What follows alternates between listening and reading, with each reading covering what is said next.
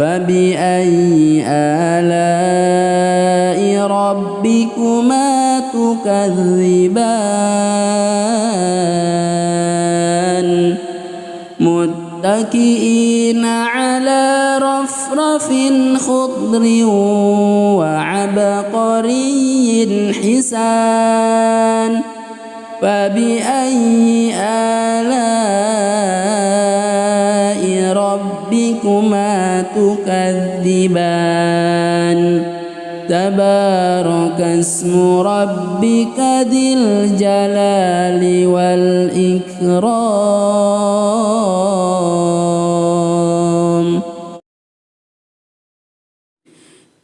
بسم الله الرحمن الرحيم. الرحمن علم القرآن خلق الإنسان علمه البيان الشمس والقمر بحسبان والنجم والشجر يسجدان والسماء رفعها ووضع الميزان ألا تطغوا في الميزان وأقيموا الوزن بالقسط ولا تخسروا الميزان والأرض وضعها للأنام فيها فاكهة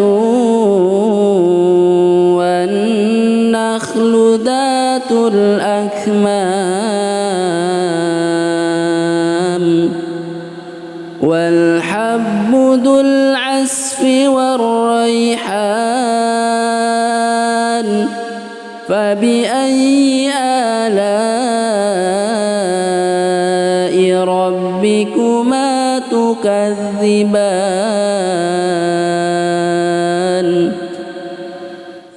خلق الإنسان من صلصال كالفخار وخلق الجان من مارج من نار فبأي آلاء ربكما تكذبان رب المشرقين ورب المغربين فبأي آلاء ربكما تكذبان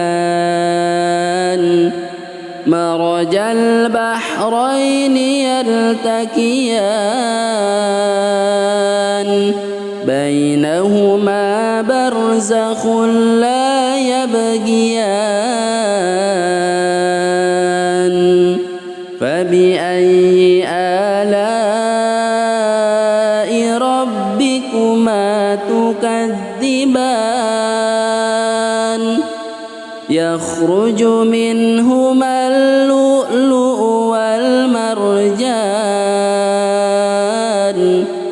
فبأي آلاء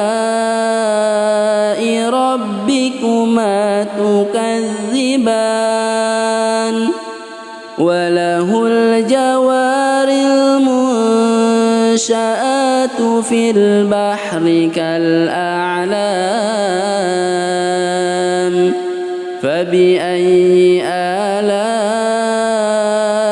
ربكما تكذبان كل من عليها فان ويبقى وجه ربك ذو الجلال والإكرام فبأي آلاء ربكما تكذبان يسأله من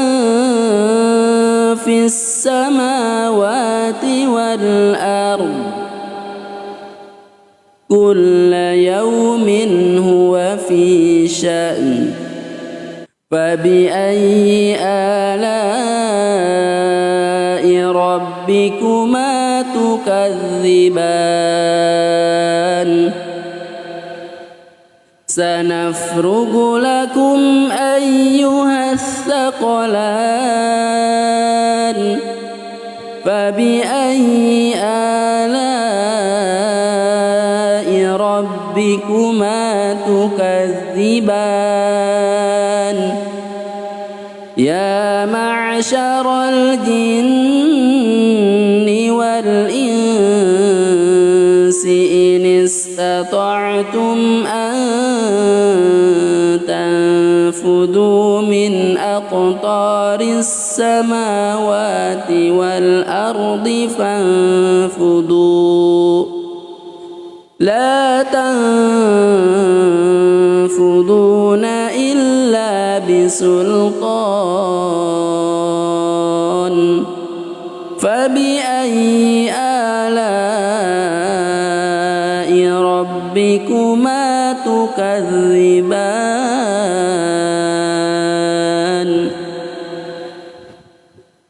يرسل عليكما شواظ من نار ونحاس فلا تنتصران فبأي آلاء ربكما تكذبان فإذا انشقت السماء فكانت وردة كالدهان فبأي آلاء ربكما تكذبان فيومئذ لا يسأل عن ذنبه إنس ولا جان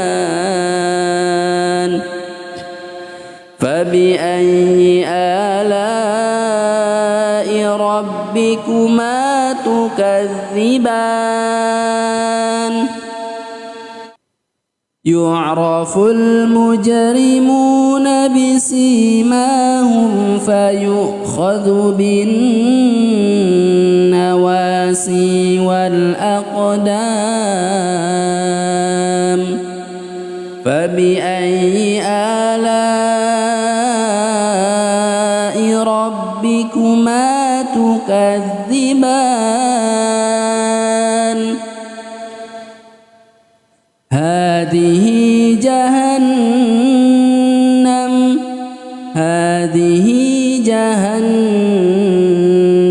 التي يكذب بها المجرمون يطوفون بينها وبين حميم آن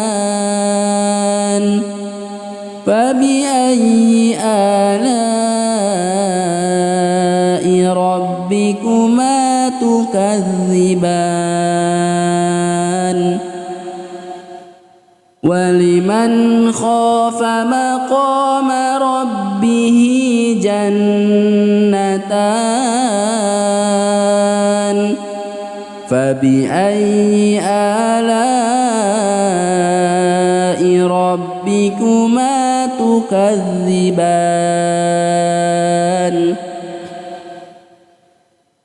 ذواتا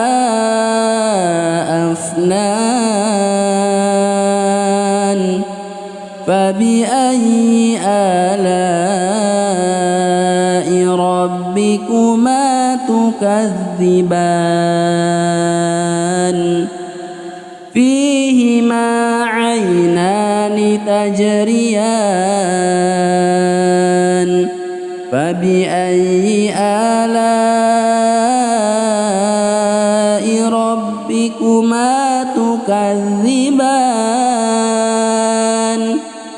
فيهما من كل فاكهة زوجان فبأي آلاء ربكما تكذبان متكئين على فرش بطائنها من استبرق وجنى الجنتين دان فبأي آلاء ربكما تكذبان فيهن قاصرات الطرف لم يطمثهن إنس قبلهم ولا جان فبأي آلاء ربكما تكذبان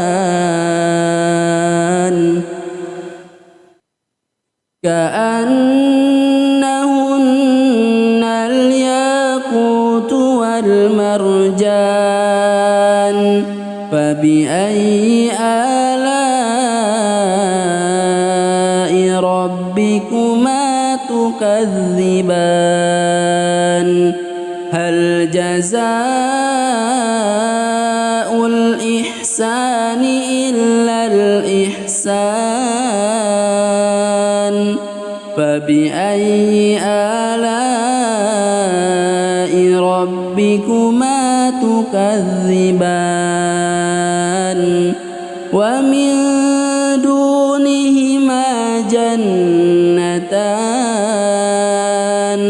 فبأي آلاء ربكما تكذبان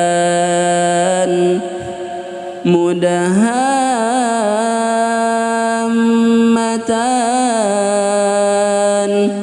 فبأي آلاء ربكما تكذبان فيهما عينان نضاختان فبأي آلاء ربكما تكذبان فيهما فاكهة ونخل ورمان فبأي آلاء ربكما تكذبان فيهن خيرات حسان فبأي آلاء ربكما تكذبان حور مقصورات في الخيام فبأي آلاء ربكما تكذبان لم يطمثهن إنس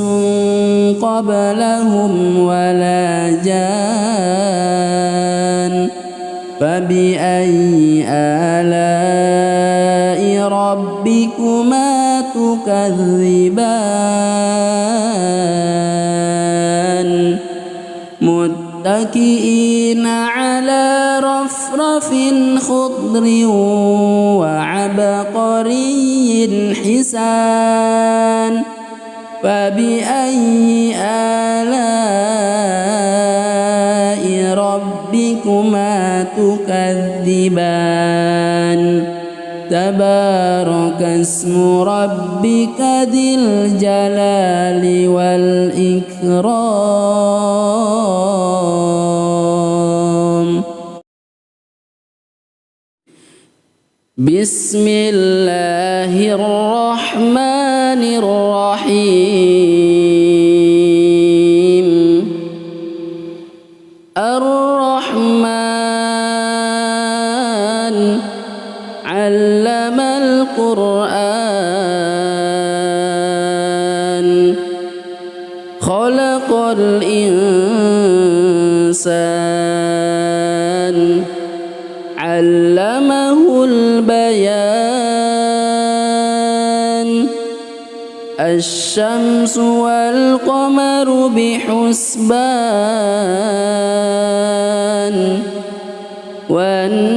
والنجم والشجر يسجدان والسماء رفعها ووضع الميزان ألا تطغوا في الميزان وأقيموا الوزن بالقسط ولا تخسروا الميزان والأرض وضعها للأنام فيها فاكهة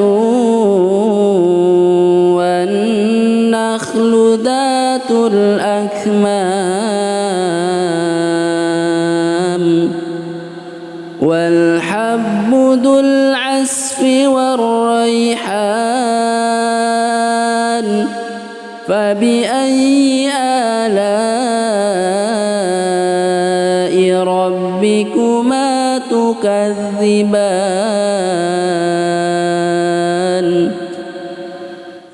خلق الإنسان من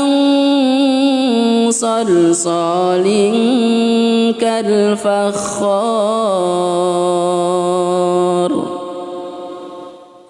وخلق الجان من مارج من نار فبأي آلاء ربكما تكذبان رب المشرقين ورب المغربين فبأي آلاء ربكما تكذبان مرج البحرين يلتقيان بينهما برزخ لا يبغيان فبأي آلاء ربكما تكذبان يخرج منهما اللؤلؤ والمرجان فبأي آلاء ربكما تكذبان وله الجوار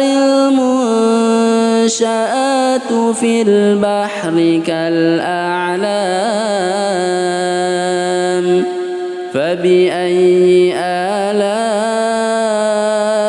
ربكما ربكما تكذبان كل من عليها فان ويبقى وجه ربك ذو الجلال والإكرام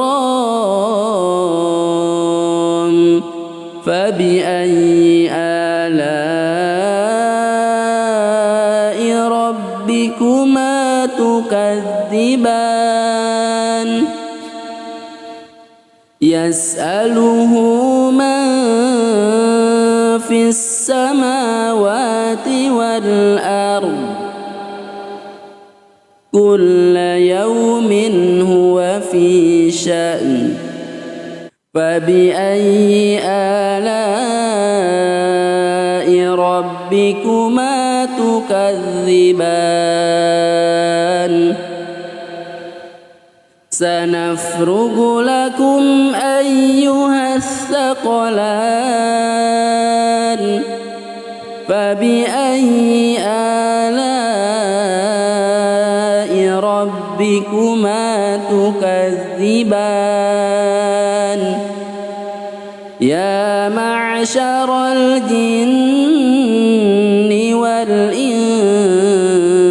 إن استطعتم أن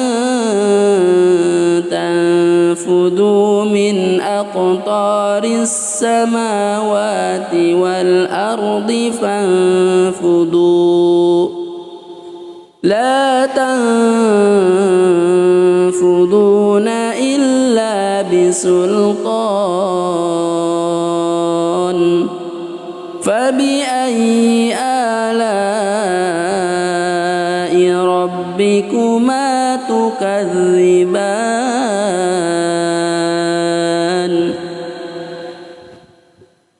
يرسل عليكما شواظ من نار ونحاس فلا تنتصران فبأي آلاء ربكما تكذبان فإذا انشقت السماء فكانت وردة كالدهان فبأي آلاء ربكما تكذبان فيومئذ لا يسأل عن ذنبه إنس ولا جان فبأي آلاء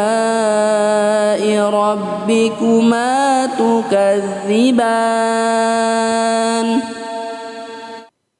يعرف المجرمون بسيماهم فيؤخذ بالنواسي والأقدام فبأي آلاء ربكما تكذبان هذه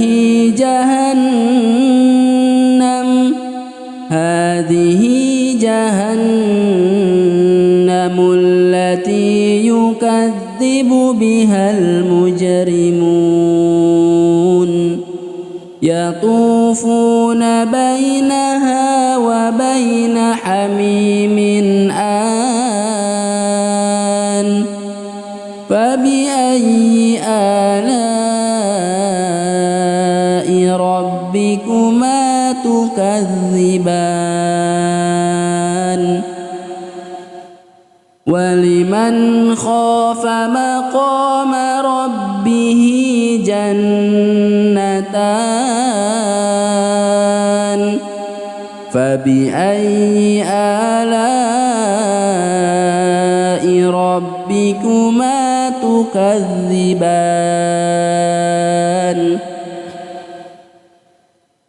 ذواتا أفنان فبأي آلاء ربكما تكذبان فيهما عينان تجريان فبأي آلاء ربكما تكذبان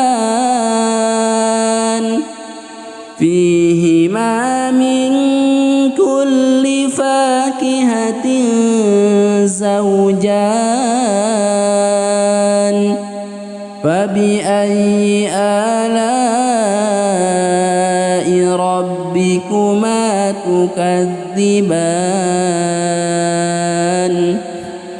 متكئين على فرش بطائنها من استبرق وجنى الجنتين دان فبأي آلاء ربكما تكذبان فيهن قاصرات الطرف لم يطمثهن إنس قبلهم ولا جان فبأي آلاء ربكما تكذبان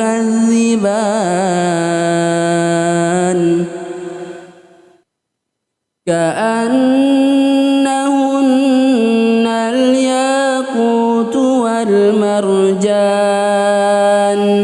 فبأي آلاء ربكما تكذبان هل جزاء الإحسان إلا الإحسان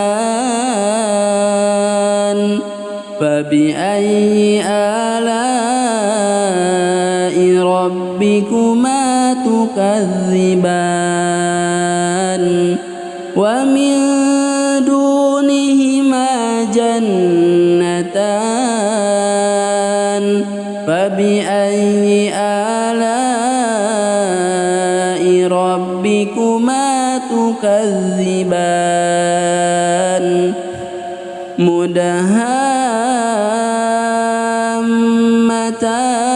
مدهامتان فبأي آلاء ربكما تكذبان فيهما عينان نضاختان فبأي آلاء ربكما تكذبان فيهما فاكهة ونخل ورمان فبأي آلاء ربكما تكذبان فيهن خيرات حسان فبأي آلاء ربكما تكذبان حور مقصورات في الخيام فبأي آلاء ربكما تكذبان لم يطمثهن إنس قبلهم ولا جان فبأي آلاء ربكما تكذبان متكئين على رفرف خضر وعبقري حسان فبأي آلاء ربكما تكذبان تبارك اسم ربك ذي الجلال والإكرام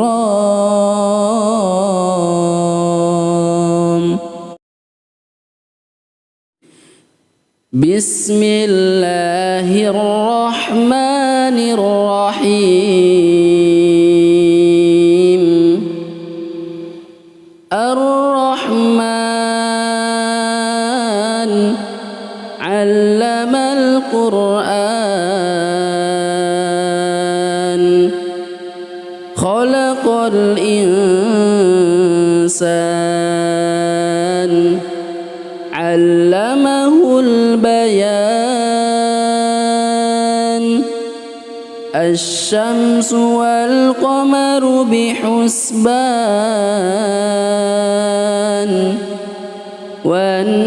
والنجم والشجر يسجدان والسماء رفعها ووضع الميزان ألا تطغوا في الميزان وأقيموا الوزن بالقسط ولا تخسروا الميزان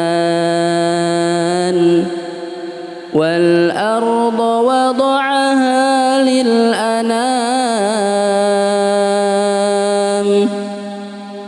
فيها فاكهة والنخل ذات الأكمام والحب ذو العصف والريحان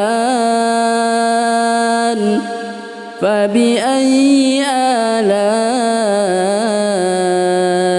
ربكما تكذبان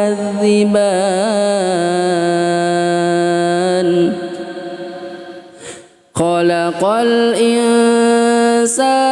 من صلصال كالفخار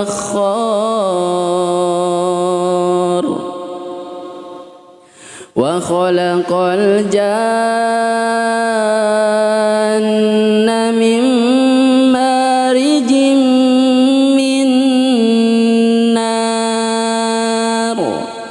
فبأي آلاء ربكما تكذبان رب المشرقين ورب المغربين فبأي آلاء ربكما تكذبان مرج البحرين يلتقيان بينهما برزخ لا يبغيان فبأي آلاء ربكما تكذبان يخرج منهما اللؤلؤ والمرجان فبأي آلاء ربكما تكذبان وله الجوار المنشآت في البحر كالأعلام فبأي آلاء ربكما تكذبان كل من عليها فان ويبقى وجه ربك ذو الجلال والإكرام فبأي آلاء ربكما تكذبان يسأله من في السماوات والأرض كل يوم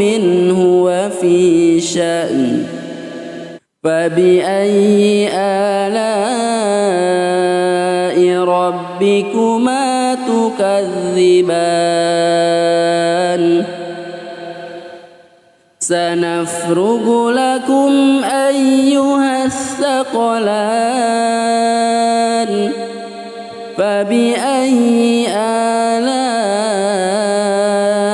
ربكما تكذبان يا معشر الجن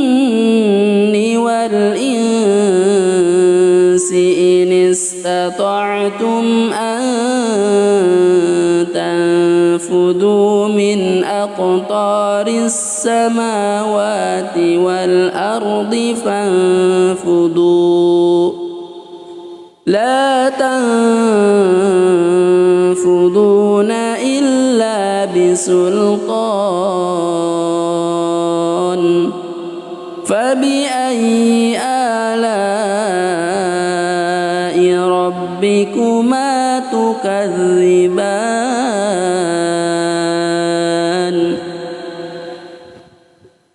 يرسل عليكما شواظ من نار ونحاس فلا تنتصران فبأي آلاء ربكما تكذبان فإذا انشقت السماء فكانت وردة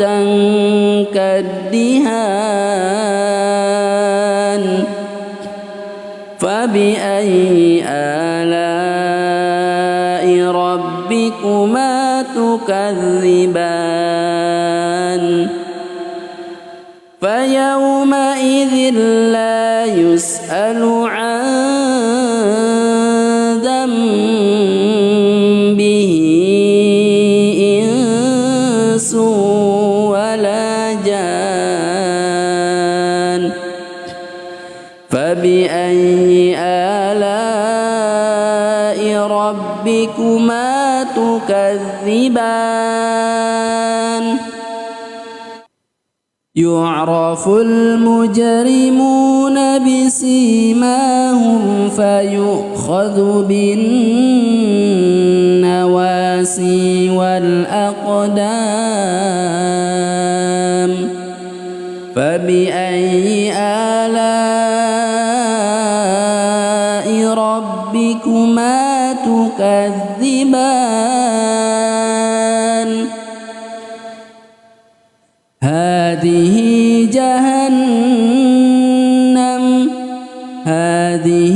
جهنم التي يكذب بها المجرمون يطوفون بينها وبين حميم آن فبأي آلاء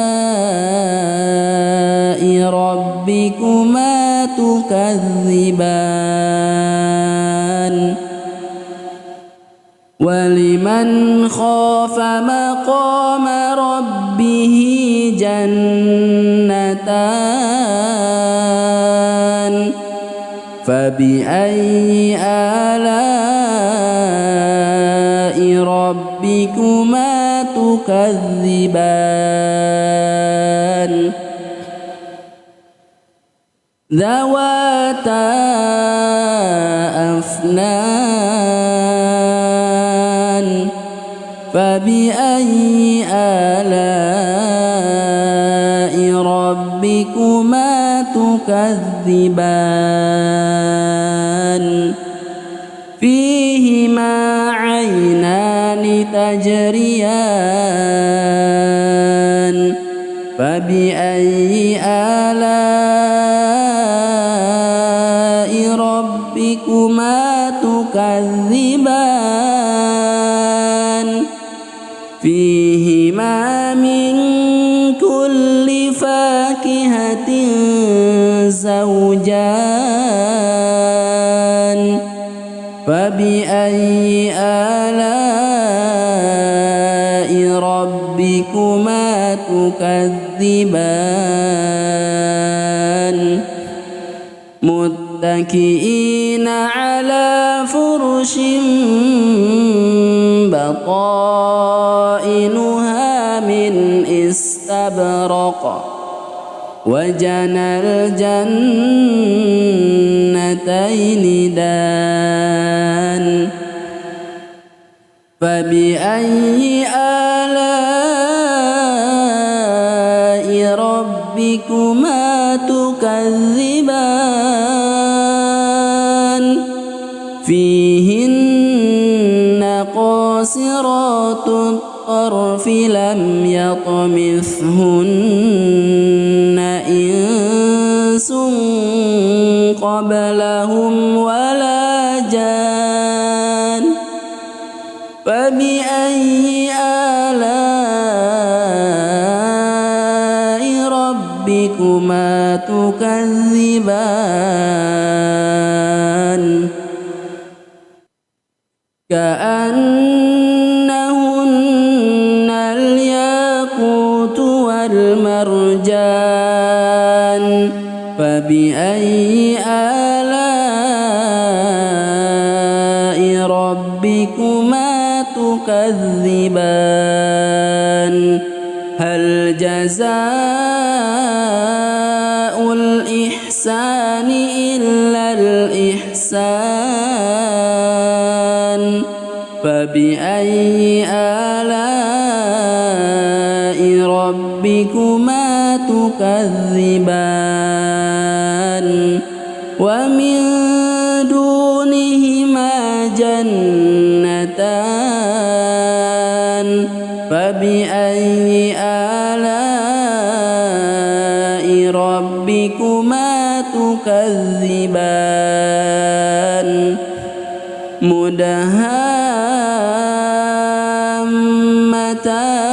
مدهامتان فبأي آلاء ربكما تكذبان فيهما عينان نضاختان فبأي آلاء ربكما تكذبان فيهما فاكهة ونخل ورمان فبأي آلاء ربكما تكذبان فيهن خيرات حسان فبأي آلاء ربكما تكذبان حور مقصورات في الخيام فبأي آلاء ربكما تكذبان لم يطمثهن إنس قبلهم ولا جان فبأي فبأي آلاء ربكما تكذبان متكئين على رفرف خضر وعبقري حسان فبأي آلاء ربكما تكذبان تبارك اسم ربك ذي الجلال والإكرام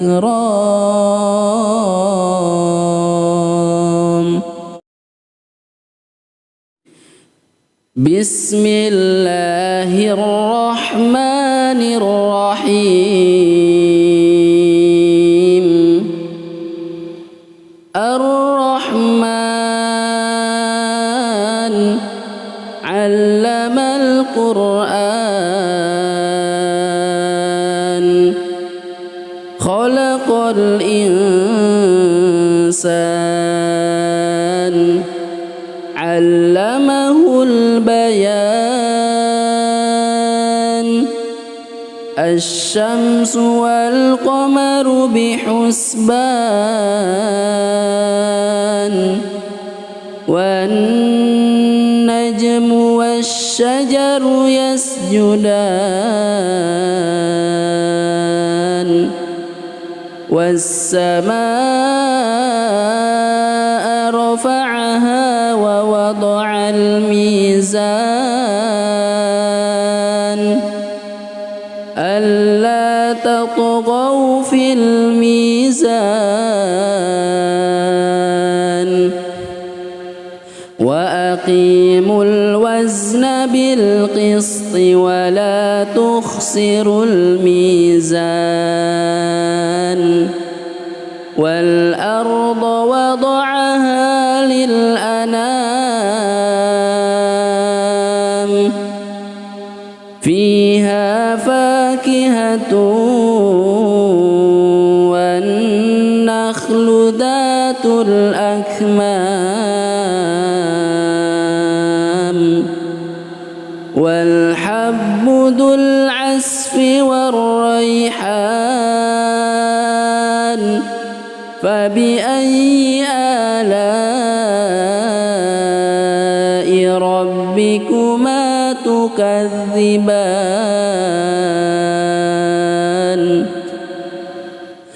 خلق الإنسان من صلصال كالفخار وخلق الجان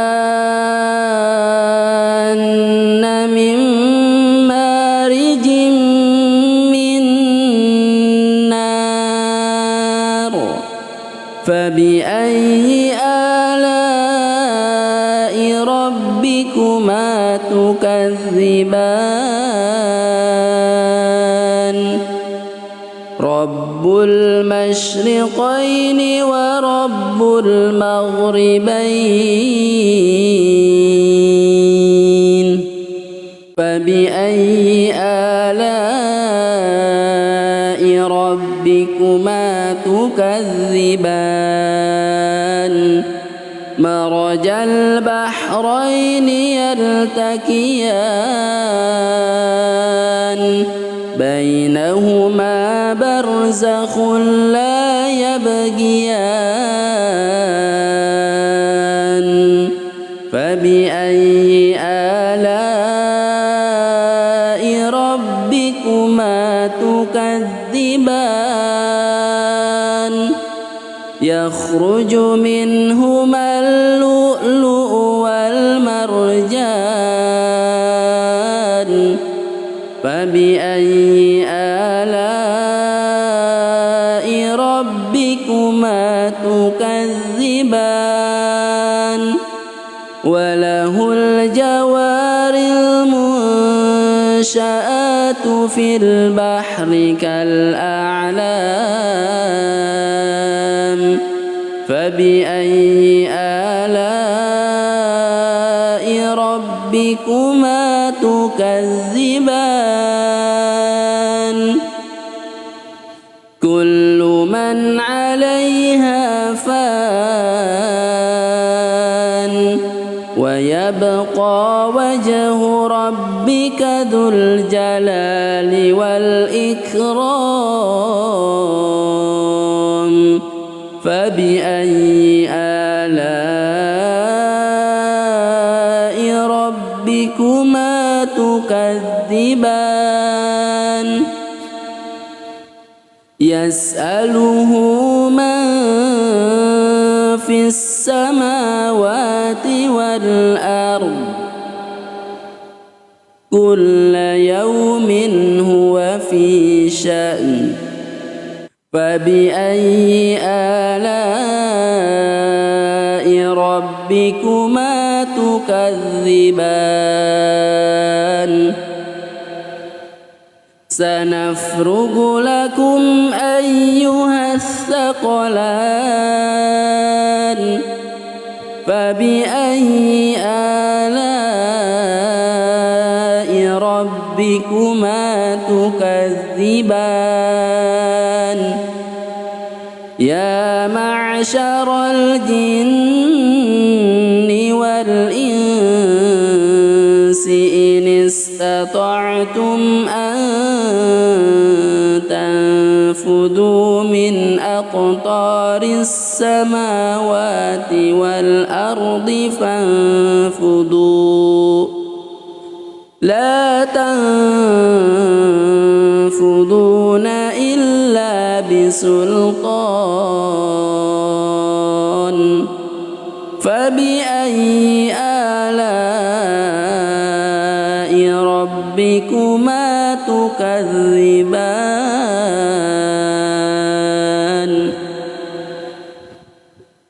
يرسل عليكما شواظ من نار ونحاس فلا تنتصران فبأي آلاء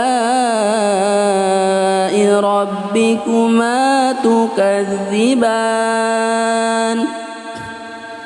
فإذا انشقت السماء فكانت وردة كالدهان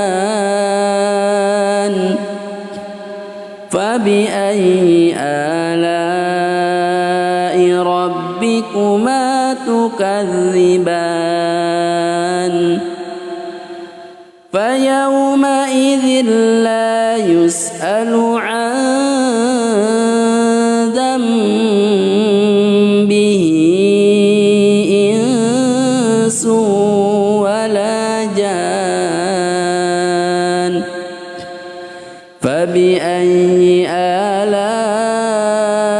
ربكما تكذبان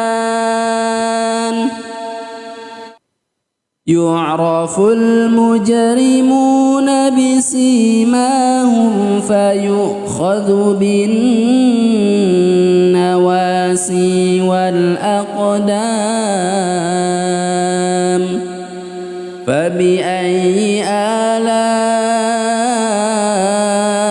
ربكما تكذبان هذه جهنم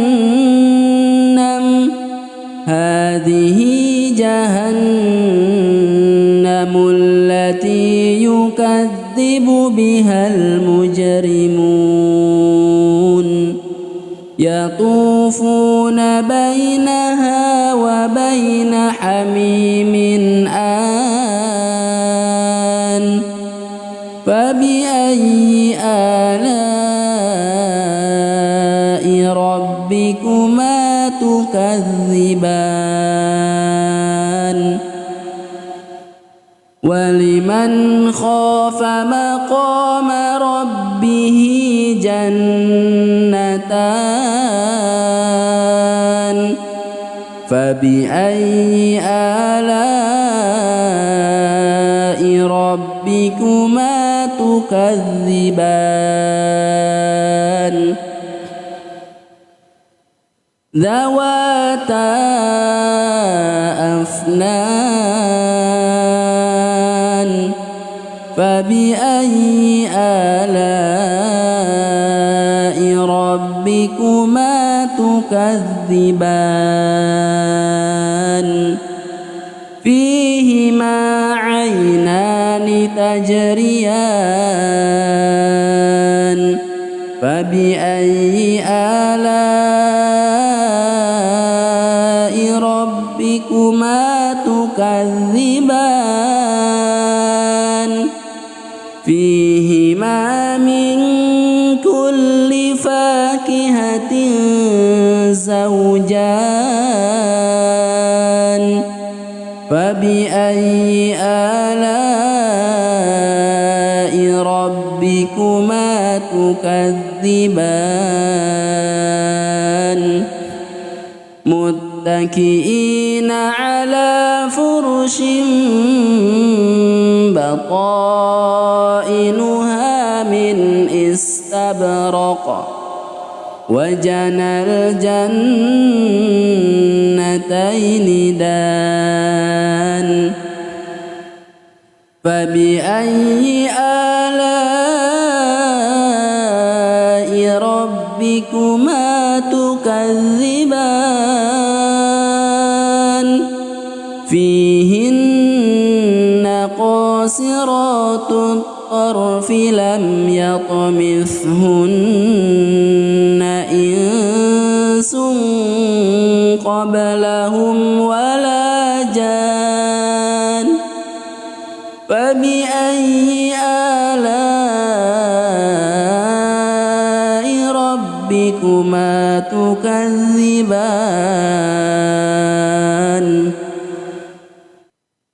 كأنهن الياقوت والمرجان فبأي آلاء ربكما تكذبان هل جزاء الإحسان إلا الإحسان فبأي آلاء ربكما تكذبان ومن دونهما جنتان فبأي آلاء ربكما تكذبان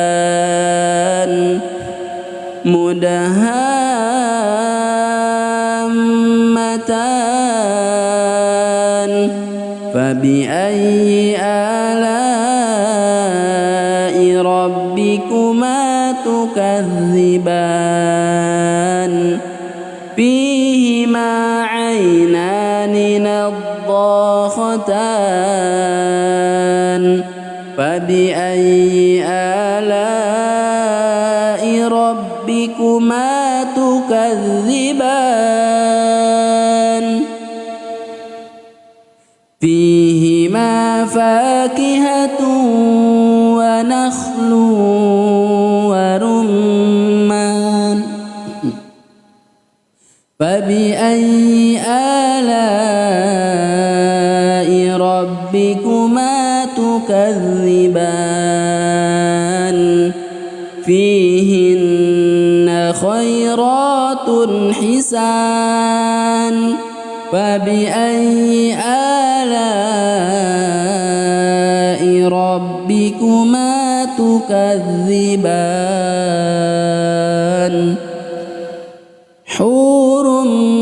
مقصورات في الخيام فبأي آلاء ربكما تكذبان لم يطمثهن إنس قبلهم ولا جان فبأي آلاء ربكما تكذبان متكئين على رفرف خضر وعبقري حسان فبأي آلاء ربكما تكذبان تبارك اسم ربك ذي الجلال والإكرام